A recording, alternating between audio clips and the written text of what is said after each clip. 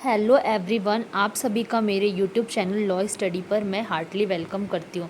Friends, आज हम RTI application के बारे में जानेंगे कि आरटीआई एप्लीकेशन क्या होता है। राइट टू इन्फॉर्मेशन, सूचना का अधिकार।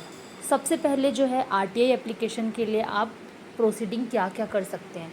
पहली प्रोसीडिंग होगी, सही विभाग का चयन करेंगे। आपको कौन से विभाग में आरटीआई एप्लीकेशन लगाना है, सही विभाग को आप चयन कर लो पहले कि एफआईआर मतलब इसमें क्या क्या आपको क्या जानकारी चाहिए। अब भाई आपको जानकारी जो चाहिए उसी विभाग में आप एप्लीकेशन करेंगे। अगर गलत विभाग में आप एप्लीकेशन लगाएंगे तो आरटीआई एप्लीकेशन लगाने का कोई मतलब नहीं, आपका टाइम ही वेस्ट होगा। सबसे पहले आप विभाग का चयन करो कि सही क्या है, कौन से विभाग जो है जहाँ मुझे एप्लीकेशन करना है वहाँ से जानकारी प्राप्त करना है। उसके बाद है आप पब्लिक इन्फॉर्मेशन ऑफिसर की पहचान करेंगे या नोटिस बोर्ड पे आप जाके देख सकते हैं, जानकारी प्राप्त कर सकते हैं आरटीआई पोर्टल पे।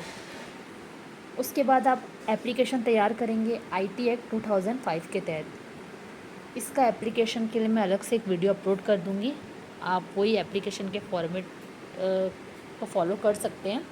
6(1) है जो सेक्शन 6(1) के अंतर्गत आप जो है आरटीआई एप्लीकेशन कर सकते हैं। इसकी जो समय सीमा जो है 30 दिन की होती है। 30 दिन के अंदर मतलब विभाग को जानकारी देना होगा, और अगर विभाग 30 दिन के अंदर जानकारी नहीं देता है तो उसके लिए भी एक प्रोसीडिंग है, लेकिन अभी मैं आपको इजी वे पे सिर्फ आरटीआई एप्लीकेशन की प्रोसीडिंग ही बताऊंगी।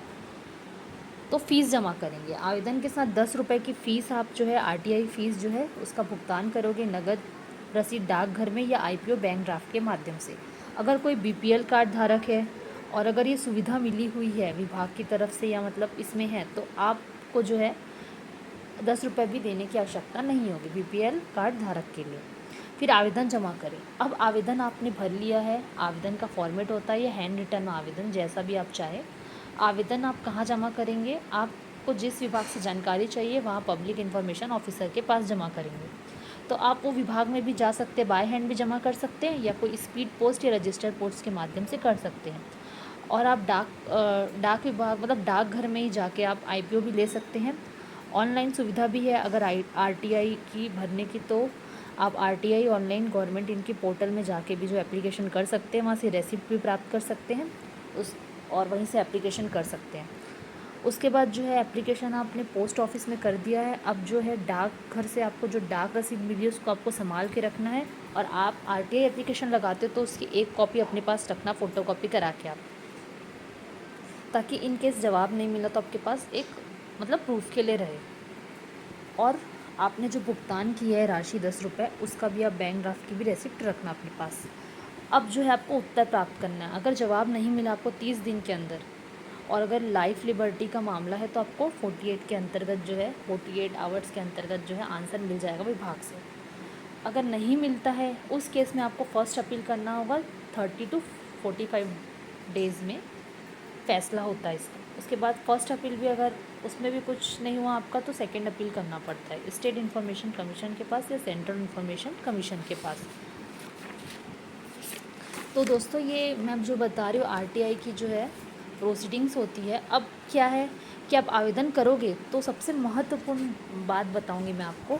आप आरटीआई का जब भी एप्लीकेशन करते हैं तो आपको उसकी कॉपी रखना है, डाक रसीद रखना है, स्पीड पोस्ट ट्रैकिंग प्रिंट जो है वो सुरक्षित रखना होगा, ताकि अगर आपको जवाब नहीं आता तो आप आगे की प्रोसीडिंग कर सको। और आपके पास एक प्रूफ भी होना चाहिए। लाइव लिबर्टी के मामले में 48 आवर्स अभी मैंने जस्ट बताया।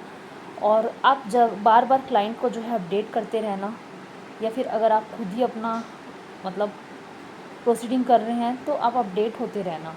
कृपया अनुरोध जैसे शब्दों का ही प्रयोग करना, इसमें कोई गाली गलौज जैसे शब्दों का प्रयोग नहीं करना है आरटीआई एप्लीकेशन में। इसमें स्पष्ट और सटीक शब्दों का ही प्रयोग करना है। ये है आरटीआई की प्रोसीडिंग। सबसे पहले तो आपको मैं इजी वे में बताती हूँ शॉर्ट टर्म में, अभी तो मैं लॉन्ग टर्म में आपको एक्सप्लेन की हूँ। सबसे पहले आप कौन सी विभाग में आरटीआई लगाना चाहते हैं वो देखोगे। फिर पब्लिक इन्फॉर्मेशन ऑफिसर किसके पास आपको अपील करना है वो आरटीआई एप्लीकेशन करना है। फिर आरटीआई एप्लीकेशन आप कर रहे हो तो उसका एप्लीकेशन को जो है पोस्ट ऑफिस में आपको आईपीओ या डाक रसीद जो है 10 रुपये आपको फ़ीस उसकी पे करना होगा। उसके बाद आपको 30 दिन का वेट करना होगा। अगर आपको वहाँ से जानकारी नहीं मिल रही है तो आप फिर फर्स्ट अपील कर सकते हो। फर्स्ट अपील में 30 to 45 डेज़ में जो है फैसला आ जाता है। अगर उससे भी आप सेटिस्फाइड नहीं हो अगर, तो आप जो है सेकेंड अपील जो है कमिश्नर मतलब स्टेट कमिश्नर इंफॉर्मेशन कमिश्नर के पास या सेंट्रल इंफॉर्मेशन कमिश्नर के पास कर सकते हो। तो ये इसकी प्रोसीडिंग है। आरटीआई एप्लीकेशन के इम्पॉर्टेंट डॉक्यूमेंट्स क्या है आपको मैं ये बताऊँगी। सबसे पहले आरटीआई एप्लीकेशन के इम्पॉर्टेंट डॉक्यूमेंट की बात करें तो हम आरटीआई एप्लीकेशन ही सबसे मेन इम्पॉर्टेंट डॉक्यूमेंट है। उसकी कॉपी आपको रखना है। उसके बाद उसमें जो अटैच करना है 10 रुपये की आरटीआई आवेदन की फ़ीस जमा करने का जो प्रमाण है, मतलब कोई रसीद है, आईपीओ बैंक ड्राफ्ट है या ऑनलाइन पावती है, उसको आपको लगाना है। पहचान पत्र आईडी प्रूफ के लिए या भारत के नागरिक हो। उसके बाद जो है आवेदन पे सही पता और पहचान पत्र देने के लिए, मतलब आपको एड्रेस प्रूफ भी देना होगा। पहचान पत्र तो देना होगा, एड्रेस प्रूफ के लिए आप मतलब बीपीएल कार्ड की सॉरी एड्रेस प्रूफ के लिए आप राशन कार्ड दे सकते हैं या बैंक पासबुक या बिजली बिल।